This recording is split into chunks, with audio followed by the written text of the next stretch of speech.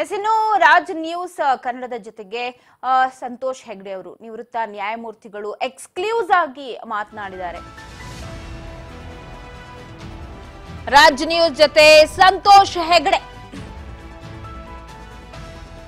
ನಿವೃತ್ತ ನ್ಯಾಯಮೂರ್ತಿಗಳು ಸಂತೋಷ್ ಹೆಗ್ಡೆ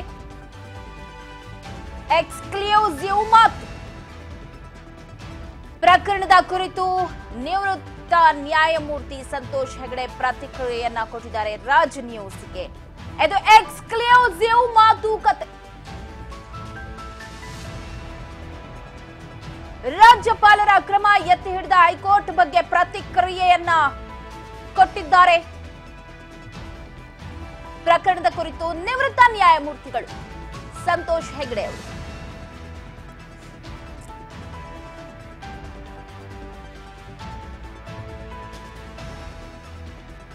ರಾಜ್ ನ್ಯೂಸ್ನ ಸಂಪಾದಕರ ಜೊತೆಗೆ ಇವತ್ತು ಸಂದರ್ಶನದಲ್ಲಿ ಮಾತನಾಡ್ತಾ ನಿವೃತ್ತ ನ್ಯಾಯಮೂರ್ತಿಗಳು ಸಂತೋಷ್ ಹೆಗ್ಡೆ ಅವರು ಮಾತನಾಡಿದ್ದಾರೆ, ಪ್ರತಿಕ್ರಿಯೆ ಕೊಟ್ಟಿದ್ದಾರೆ. ಏನ್ ಹೇಳಿದ್ರು ಕೇಳೋಣ.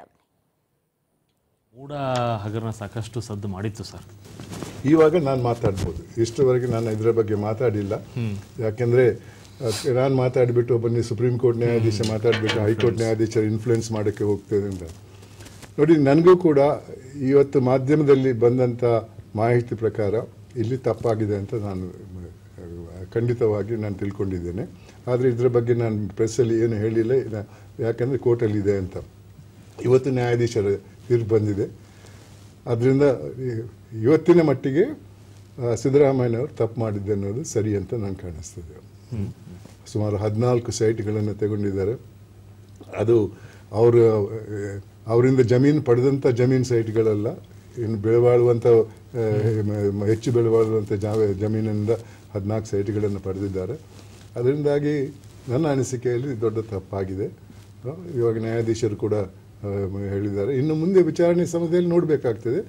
ಬಟ್ ಈ ತೀರ್ಪು ಬಂದ ಮೇಲೆ ನಾನು ಇಷ್ಟಾದರೂ ಹೇಳಬಲ್ಲೆ, ಇವತ್ತಿನ ಮಟ್ಟಿಗೆ ನನ್ನ ಅನಿಸಿಕೆಯಲ್ಲಿ ಅವರು ತಪ್ಪು ಮಾಡಿದ್ದಾರೆ.